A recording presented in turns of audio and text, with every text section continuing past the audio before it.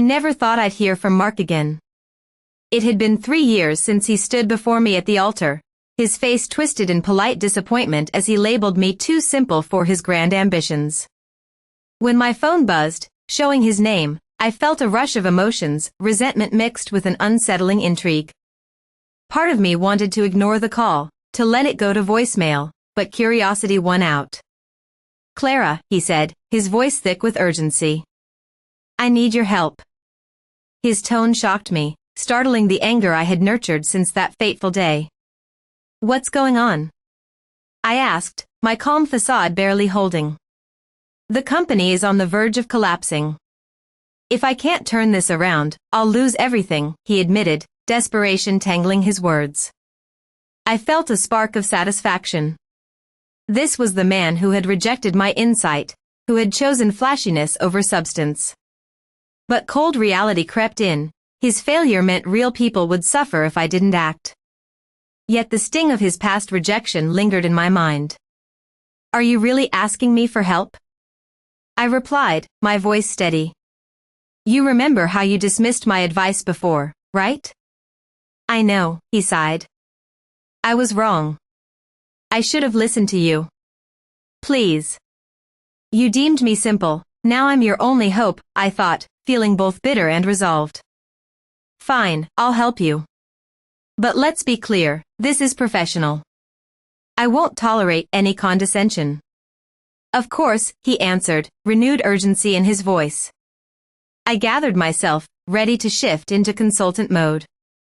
"Start from the beginning. What's the situation?" As he explained the company's issues, financial mismanagement, disorganization, a lack of coherent strategy, I could envision the chaos he'd created. Each flaw ripped through my analytical mind, illuminating the pitfalls of his leadership. I realized how sorely he needed my expertise, and it was hard not to feel a swell of satisfaction at his plight. When we hung up, I sank into my chair, heavily aware of my responsibility. Opening my laptop, I needed to dissect the data, assess the company's standing. This was my opportunity, not just to help him but to prove that I was far more capable than he'd ever given me credit for. As I sipped my lukewarm coffee, determination surged. I would save this company, yes, but I would also reclaim my narrative. I was more than what he had labeled me. I was a force in this industry, and I was ready to rise to the challenge. I closed my eyes for a moment, imagining the hurdles ahead, confronting Mark, dismantling his erroneous perceptions, and restoring not just a business, but my own sense of worth. Time was ticking, and I was poised to turn the tide. As I sat alone in my apartment, staring at the blinking cursor on my laptop, the weight of Mark's phone call pressed down on me. Memories began to surface as fragments of our life together, moments that felt like a perfect fit before everything unraveled. The memories were bittersweet. They reminded me of what I once believed we could build together. I closed my eyes and transported myself back to those early days, the ones filled with laughter and ambition. We were sitting in our favorite cafe, his eyes sparkling with dreams as he outlined his grand plans for the future. I remember the way he leaned across the table, his fingers brushing against mine, and how he said, "You're the backbone of this operation, Clara. You keep me grounded." But the longer I stayed in that memory, the more I realized how distorted the truth had been. Mark had always craved the glare of the spotlight, a thirst for validation that led him to seek out people who fit his image of success, his glamorous vision. I had found myself sidelined, destined to remain in the shadows of his growing empire. I shook my head, chasing away the haunting recollections. Instead, I focused on the wedding day, the day that was meant to celebrate our love but ended in a shattering defeat. I had stood there in my pristine white dress, a heart full of hope, only to watch him turn and walk away, leaving me stranded in a whirlwind of confusion and heartbreak. "You're too simple for my lifestyle," he had said, and the words echoed in my mind like a cruel taunt. At that moment, I had felt small and unworthy, the very essence of my identity reduced to a single, damaging label. He had chosen Linda Harris, a sharp-witted woman with a flair for drama and a social circle that glimmered with ambition. She was everything I wasn't, everything that appealed to his vanity.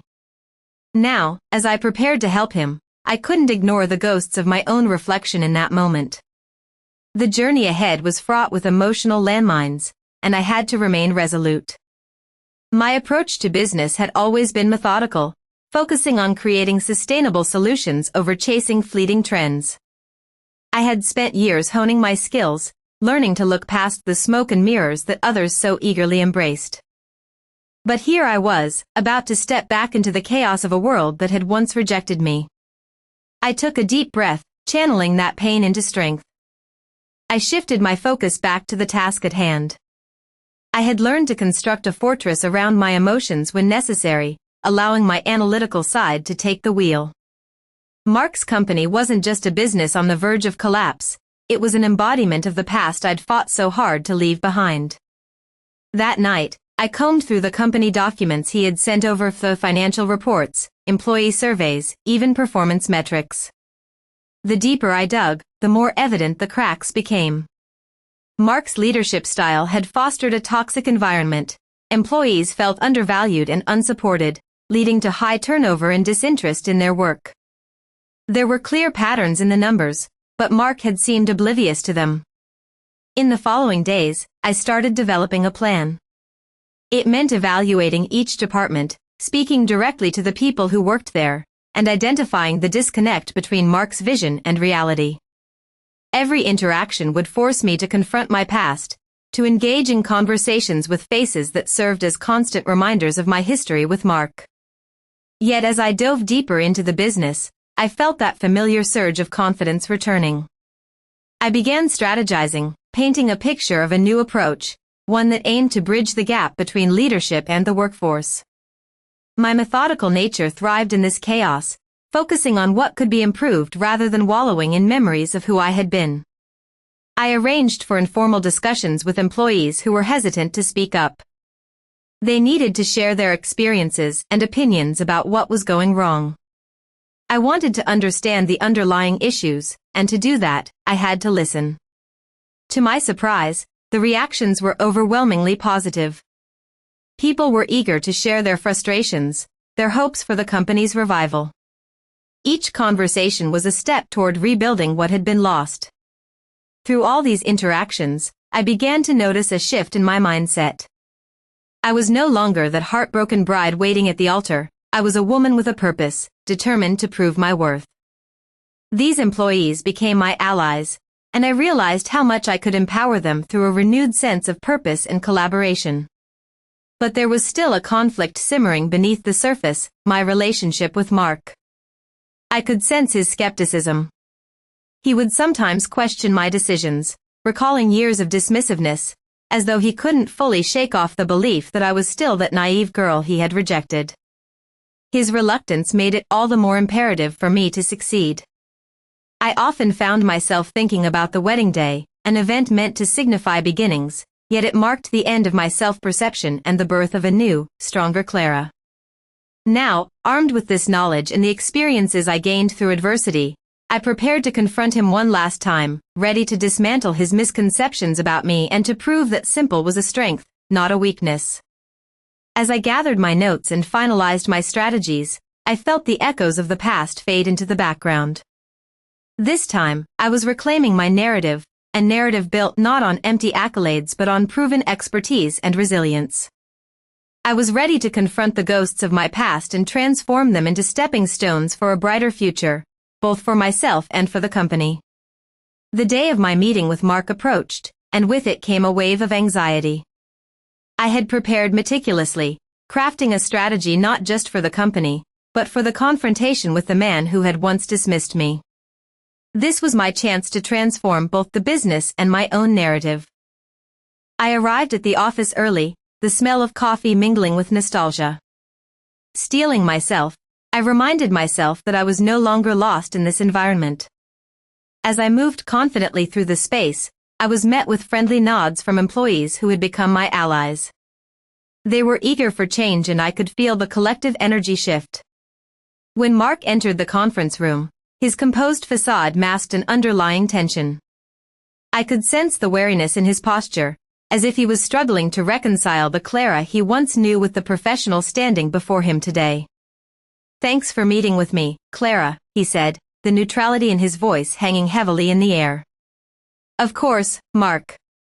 We need to discuss the state of the company, I replied, locking my gaze onto his. He nodded, eyes flickering to my notes, his skepticism palpable. I've seen your reports.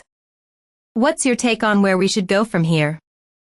First, we must acknowledge the significant issues. The communication breakdown is affecting morale and productivity, I stated, my voice firm. His muscles tightened, but I pushed onward. Employees feel undervalued, like I did when you sidelined me. They need to feel part of something greater, not just cogs in a machine. Mark's expression hardened. And you think they'll accept these changes just because you listen to them? I don't just think it, I know it, I continued, my determination building. It's about transparency and collaboration. Strong leaders build trust, Mark. We must transform the culture, not just procedures. As silence fell, I could see his defenses start to crack. You're placing a lot on the line here. Because I believe in this, I countered. Our goal should be to foster an environment where people thrive. Turnover is high because they do not feel engaged, and your methods have only contributed to this disconnect. He leaned back, arms crossed defensively, his skepticism unyielding. You think you have all the answers now? I've learned a lot since you left me at the altar, I said, the words slipping out. The air shifted, thick with unspoken emotions. Clara, I didn't come here to talk about our past, he said, his voice tight. Maybe we need to, I replied. Only by acknowledging our history can we change. I paused, letting my thoughts settle. I need you to see why this is important. I won't let this company fail because of misunderstandings. I won't be the simple Clara anymore. I want you to be a great leader. Mark shifted, the intensity in the room palpable. How do I convince them to trust me again? Become the leader you aspire to be, I urged. Share your vision and invite feedback. Engage with your team. You may be surprised how loyalty follows collaboration. He fell silent, digesting my words. You've put a lot of thought into this. Of course. I'm not here to undermine you, I want to work alongside you. Let's reshape this narrative together. You can rewrite your legacy. The air felt charged with possibilities. I could see recognition in Mark's eyes. We both had ghosts to confront, but perhaps together, we could exorcise some of that darkness. His defenses began to lower, and the conversation shifted. You're suggesting tangible steps, he asked, almost cautiously. Absolutely. Let's initiate team meetings focused on open feedback, and I can help facilitate them. Led with vulnerability, it will unite the team. As he contemplated this with furrowed brows, I felt that old hurt melting into resolve. I wanted him to succeed, not only for the sake of the company but to see him evolve into someone more self-aware. Maybe we could work together to bridge this gap, he finally said, a hint of openness creeping into his voice. Yes, let's create a new path, one where both of us can grow, both personally and professionally. We can change how this company is viewed, how it functions, and how we view ourselves, I asserted. For the first time, I sensed that the storm was settling within him. While I couldn't erase the past, the vision of a brighter future was taking shape. We could break down barriers. We could build bridges that closed the chasm of misunderstanding between us. As I gathered my notes and finalized my thoughts, I couldn't help but feel a renewed sense of purpose. This was more than a business meeting. It was about transforming our legacy together into something we could both be proud of. We were moving from shadows into light, ready to face what lay ahead, together. In the subsequent weeks, we set our plans into motion. Mark and I rolled up our sleeves, determined to repair not just the company but our fractured relationship as well. The meetings we held became a mix of strategy and therapy, a chance for him to connect with employees while reflecting on his own leadership journey. The atmosphere shifted palpably as we began the first open feedback session. I stood by Mark, feeling the heat of anticipation in the air. Employees filled the room, their faces a mixture of curiosity and trepidation. It was time for them to voice their opinions and for Mark to listen. "Thank you all for being here today," I began, my voice steady. "This is a safe space. Your insights are invaluable, and I encourage each of you to share openly. Remember, our goal is to work together to build a better future for this company." Mark nodded, his earlier skepticism replaced by an openness that surprised me. "I want to know what changes you believe are necessary. I can't promise to fix everything overnight, but I am listening." As we proceeded, the floodgates opened. Employees shared their frustrations, the constant turnover, the lack of support, and the dismissive attitude they often encountered. I watched as Mark absorbed their words, the weight of accountability settling heavily on his shoulders.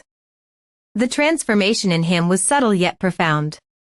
One woman, Lisa, spoke up about the confusion caused by shifting priorities. "It feels like we're constantly being asked to pivot without understanding the bigger picture. We want to contribute, but we need clarity." Mark nodded solemnly. "I understand, Lisa. I haven't communicated effectively, and that's on me. But I want to change that." With each contribution, I could see the barrier between Mark and his employees erode. There was an emerging trust, much like the budding optimism I had sensed within myself. Emboldened by the atmosphere, I decided to take the plunge. "Mark," I said, "this feedback is just the start. We need to implement regular check-ins, not just with the leadership but across all levels of the organization. This way, everyone is involved, and everyone's voice matters." As the session wrapped up, I could feel the energy in the room shift. Employees were willing to take a chance, to trust this new direction. But I noticed an underlying tension in Mark. I sensed he still questioned whether this was sustainable. After the meeting, I pulled him aside. "You did well today," I said, tilting my head toward the employees mingling and laughing in the background. "They see you, Mark. They are starting to believe again." He stared toward the group, his brow furrowing. "But will it last? I fear I'll revert under the pressure, and it will all crash again." I placed a hand on his shoulder, feeling the pulse of doubt thrumming beneath. "You won't. You have the employees' support now, and you need to remind yourself that leadership is about collaboration. You're not in this alone anymore." With that, we dove deeper into planning. We established new protocols for regular meetings, set up employee resource groups, and began to draft company values together. It was a monumental effort, but I felt invigorated. This wasn't merely about fixing a business, it was about fostering hope and trust. The next hurdle arrived sooner than expected. One afternoon, I received a panicked call from Mark. "Clara, we have a major client threatening to pull their contract. They're unhappy with our recent deliverables." I frowned, quickly reminding myself to breathe. "Okay, what's the issue?" "It's my fault. I didn't communicate critical feedback to the teams, and now we're paying for it," he admitted, frustration evident in his voice. "Let's face it together," I suggested, a plan forming in my mind. "We need to schedule an emergency meeting with the client. Transparency will be critical. If we take ownership and present a solution, there may still be a chance to repair this." With a sense of urgency coursing through us, we set the meeting for the following day. I could almost hear my heart racing as I prepared for the discussion, and I knew Mark felt the weight of responsibility settle heavily on him. Still, I reminded him to stick to our earlier promises, honesty and collaboration. The meeting was tense. As we sat around the sleek conference room table, I studied the client, trying to gauge their frustration. They wasted no time diving into their grievances, and I could see Mark tense up. "Your recent projects have been subpar, and we've lost faith in your ability to deliver," the client's liaison said, crossing their arms. "If things don't change, we'll reconsider our partnership." Mark looked at them, and I could feel his resolve wavering. It was time for me to lead. "I understand your frustrations, and we fully acknowledge our shortcomings. We'd like to take full responsibility for the situation. The client's eyebrows raised, clearly taken aback by our candor. Moving forward, I continued, we're implementing new strategies for internal communication and employee collaboration. Mark and I are committed to making these changes effective immediately. We believe in the talents of our teams and want to ensure this doesn't happen again. Mark nodded in agreement, visibly more relaxed now that he wasn't alone. We value your partnership and deeply regret any issues that arose. Your feedback will help us elevate our standards, and we appreciate the opportunity to correct course. As we presented our strategy and plans for improvement, the tension in the room began to dissipate. The clients were still wary, but our honesty and commitment to change started to resonate with them. By the end of the meeting, we had managed to earn their trust back, at least a little. They agreed to give us a chance to make things right, setting the stage for future collaboration. Afterward, we stepped into the hallway, adrenaline coursing through us both. Mark let out a shaky breath, and I couldn't help but smile. You did it, I said, pride swelling in my chest. You faced the music and came out stronger. He chuckled, shaking his head in disbelief. I was terrified. I didn't know if I'd have what it took to handle that. You had help, I reminded him. And you're not alone anymore. Together, we can tackle anything that comes our way. In that moment, I saw the light of confidence in Mark's eyes, a realization that we were both capable of rising above our pasts. This was a partnership forged through struggle, forgiveness, and a shared vision for a better future. We were ready to take on the challenges ahead, not merely as individuals but as a united force, two people moving forward with purpose, passion, and a commitment to growth. In the weeks following our successful meeting with the clients, an invigorating energy filled the office. Employees were smiling more, engaging with one another, hope was palpable. I often caught glimpses of their discussions in the halls, laughter spilling over and brightening even the dullest corners. Mark and I wasted no time. We organized a company-wide meeting to announce the new initiatives, laying out our vision for a collaborative workplace. Nervous energy swelled in my chest as employees filled the conference room.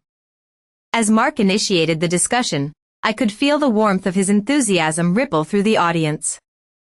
Thank you all for being here today. Clara and I have some important updates regarding our path forward, he said, his voice steady. We want to create an environment where you all feel heard and valued. Your contributions are crucial to our success.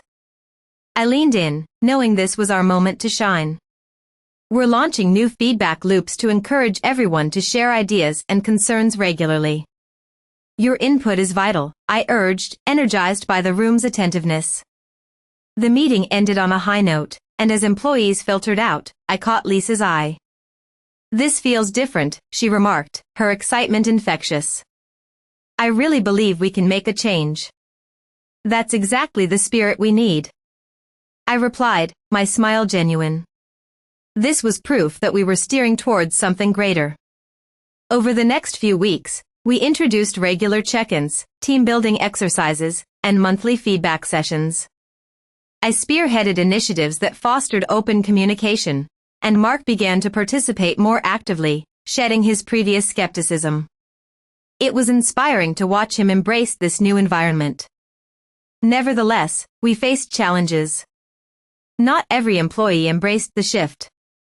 Skepticism lingered among some, particularly from David, a longtime employee who felt disengaged. I just don't think it will last, he said during one feedback session, crossing his arms defiantly. Leadership changes always promise a lot but rarely follow through. I understood his doubts.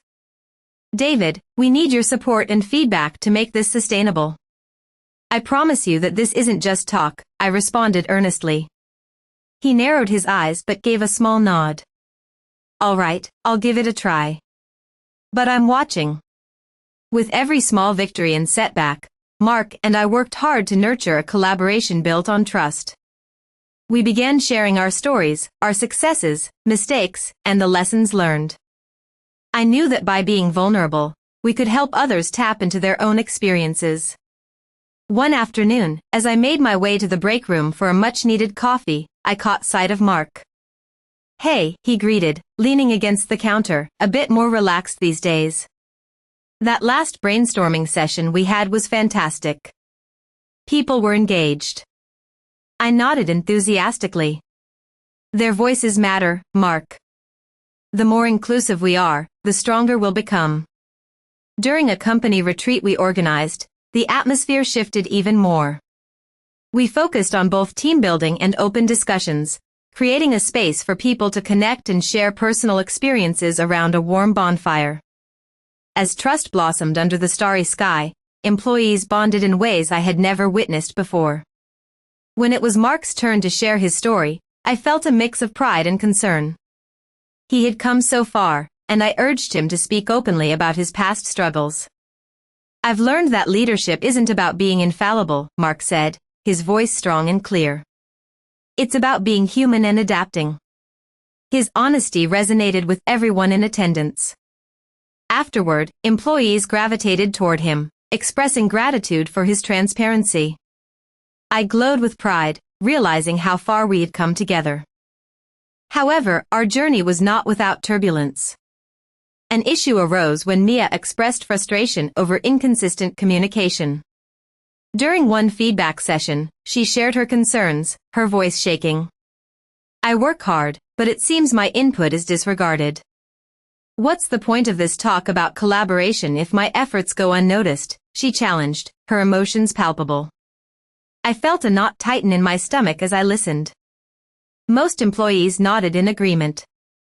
It was a pivotal moment, demanding direct action. "Mia, thank you for bringing this up," I said, keeping my voice steady.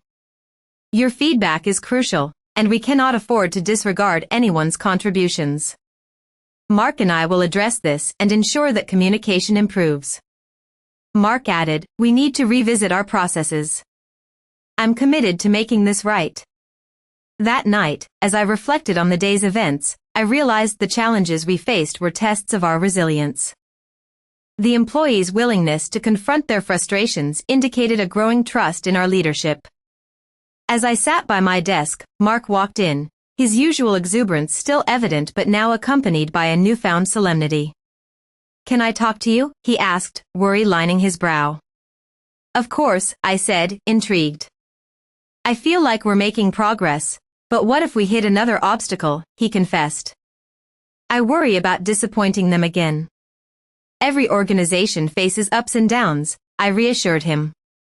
"But our foundation is stronger now. Transparency, communication, and teamwork will keep us grounded. We can navigate through challenges together." He nodded, taking a deep breath. "You're right. I just need to remember that we're not alone in this." As we continued to build our framework, I felt a wave of gratitude roll over me. Mark and I were forming a partnership in every sense of the word. Together, we were cultivating not just a cohesive workplace but our own unfolding legacies. Then, during a routine check-in, an unexpected breakthrough occurred.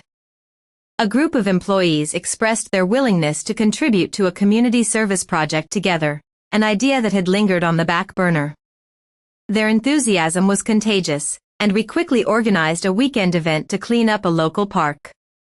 Mark and I were flooded with emotion as we stood amidst the engaged employees, tools in hand, working side by side. The laughter and camaraderie cut through any lingering tension, and I glanced at Mark, who wore a satisfied grin. "That was the spirit we needed," I said, feeling a swell of pride. "Agreed. This is more than just a workplace," he replied, surveying the enthusiastic team. "It's a community." With our strides forward, I felt confident that we had successfully laid the groundwork for a new future, one built on connection, purpose, and shared vision. Together, we had harnessed the power of reconciliation and growth, forging something that transcended our past mistakes. We were more than just a team. We were a family defined by our resilience, ready to face any challenges that lay ahead, united and strong. With the community service project behind us, a vibrant energy coursed through the office. Every day, I felt the revival of camaraderie, the kind that turned distant colleagues into friends. Laughter echoed in the hallways, and I reveled in every moment of this newfound spirit. But the very fabric of our progress was soon tested. During a routine meeting, Mark's demeanor shifted. He walked in with a look of concern plastered on his face. "Clara, can I speak with you for a moment?" he asked, his voice tighter than usual. "Of course," I replied, sensing the gravity of the moment. He leaned against the wall, visibly struggling. "I just got off the phone with one of our key suppliers. They're threatening to abandon our contract unless we resolve some serious concerns by the end of the week." My heart sank. "What are their complaints?" "There's dissatisfaction regarding our communication and consistency in orders. This could severely impact our operations," he confessed, rubbing his temples. "This is a setback, but we can turn this around," I urged, adrenaline pumping through me. "Let's gather the team, we'll confront this together." As I called for an impromptu meeting, I could feel the tension permeating the air, heavy as a storm cloud. Employees filed in, searching my face for answers. I took a deep breath, channeling confidence. "Team, we're facing a critical situation with our supplier. They're unhappy and will reconsider our partnership if we don't act quickly," I announced, gauging their reactions. "But this is our chance to demonstrate our commitment to improvement." Murmurs of concern flickered through the room, but I pressed on. "Let's brainstorm effective solutions and turn this around. We are stronger when we work together." Mark, standing beside me, elaborated on the supplier's grievances. "We need to show them we're dedicated to resolving this. We must come up with a strategy," he urged. Ideas sprang forth. Lisa suggested, "What about implementing regular updates to ensure everyone is informed?" "That's great. We should also establish a clear communication protocol," David added, his voice growing in conviction. As the ideas flowed, I felt that the atmosphere lightened, an energy, a determination igniting among us. After a robust discussion, we crafted a comprehensive plan. It outlined steps to address the supplier's concerns, setting deadlines, and designating roles. With our strategy fleshed out, I could feel my pulse quickening as I prepared to inform the supplier. "This is our moment. We'll prove we can handle this," I said, calling them. The tension in the room was palpable as the call connected. The supplier's representative voiced his frustration immediately, leaving little room for pleasantries. "Your recent performance has been unacceptable. You need to show results or we'll have to walk away." "Totally understandable," I replied, keeping my voice calm and steady. "We've developed a plan to address your concerns. Here's how we'll approach this." After outlining our intentions, there was a brief pause on the line. I held my breath, waiting for the response. "If you can follow through with this plan, we'll reconsider our position," he relented. "But you need to show tangible changes." After hanging up, I turned to Mark, elation flooding me. "We did it. They're willing to give us another chance," I exclaimed. "Yes. But we can't let up now. We need to ensure that we follow through," he replied, renewed determination shining in his eyes. As we put our plan into action, the reality of ongoing initiatives settled in. Regular updates became critical, not just to satisfy the supplier but to reaffirm our internal commitment to improvement. Every interaction with the supplier felt weighty now, a testament to our resilience. One afternoon, while finalizing communication templates with Mark, I noticed a flicker of concern on his face. "How are you holding up?" I asked carefully. "I'm fine," he replied, though fatigue creased his brow. "I just don't want to let everyone down if we face another hurdle." "Mark, we've come so far already. Our team has shown incredible strength and cohesion through everything," I reassured him. "Every setback teaches us something. We're here to support one another." He nodded, gratitude softening his expression. "Thanks for always being there to lift me up." As we continued our journey, we felt a growing resilience within our team. Each small victory was met with loud cheers, serving as a reminder that we were building something meaningful together. One day, amid these successes, I received a request for assistance from a team leader regarding an internal project. Clara, I need help streamlining the approval process. It's becoming overwhelming, she admitted, her frustration palpable. Let's tackle this together, I suggested, inspired by her willingness to seek support. We worked diligently, crafting a more efficient process that alleviated pressure from her team. After we implemented the changes, I approached Mark to share the success. This feels like progress, I said, watching his eyes light up. Absolutely. It's not just about the projects, it's about building a workplace where everyone feels valued, he replied, mirroring my enthusiasm. In the following weeks, we kept the momentum alive, holding weekly update meetings and gathering ongoing feedback about our initiatives. With each positive report, confidence surged, drawing us closer as a team. Even as the challenges of the business world loomed, I remained optimistic. We had developed a camaraderie built on trust and accountability, and together we were ready to face whatever obstacles awaited. Although uncertainties lingered, I felt empowered by our shared vision.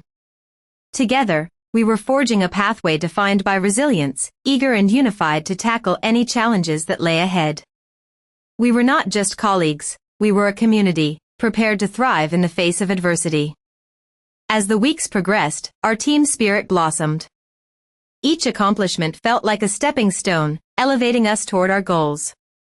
I found comfort in our weekly meetings, where recognition and brainstorming flowed freely, cultivating an atmosphere of teamwork. Then came a morning that put everything we had built to the test. I arrived at the office, coffee in hand, to find Mark in a heated conversation over the phone. His face was pale, a tightness around his mouth revealing his stress. I set my coffee down at my desk, instinctively moving closer to hear. I understand, but we can't accept that. We're committed to improving our processes. I held my breath. Mark hung up abruptly and ran a hand through his hair. Clara, we've got a serious problem, he said, his voice strained. What happened? I could feel my own anxiety beginning to rise. The supplier, our main one, just threatened to back out completely. They're frustrated with our communication and have laid out urgent demands, he said, handing me a document filled with bold deadlines and critical expectations. My stomach twisted. What can we do? We need to prove we can turn this around fast, he said, desperation in his eyes. If we fail, it'll devastate our operation. I inhaled deeply, determination sparking within me. Let's assemble everyone immediately. We can't let this slip away. Within the hour, our team gathered, and I could sense the tension in the air. I stood at the front, trying to project confidence. Team, we're facing a significant challenge with our supplier, but I believe in this team. This is another test of our resilience. Mark explained the situation, highlighting the impossible timeline. I could see the worry etched on everyone's faces, but I pressed on. Let's divide the tasks based on our strengths and tackle this together. As we planned, energy shifted from worry to purpose. Lisa suggested, what about establishing daily check-ins to hold each other accountable? Great idea. We'll prioritize based on what needs immediate attention, David added, rallying the team's support. I felt a wave of gratitude for our unity. It became clear we were not just colleagues but a community ready to navigate this storm together. We solidified our action plan, dividing tasks and setting clear deadlines. Over the following days, the pressure intensified as we raced against the clock. Each morning brought new tasks to tackle, but with our daily check-ins, motivation surged. Small victories became our fuel, and the atmosphere transformed from anxiety to determination. Yet, as the deadline approached, I found Mark sitting alone late one night, visibly drained. How are you holding up? I asked gently. I'm feeling the pressure. I want to meet their expectations, but what if it's not enough, he confessed, his voice low.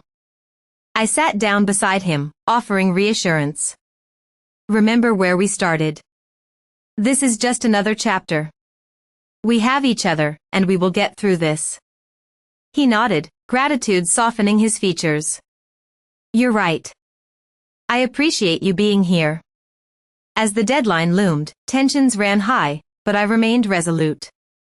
Every day, we met to assess our progress, and by the end of the week, we had implemented the changes required by the supplier.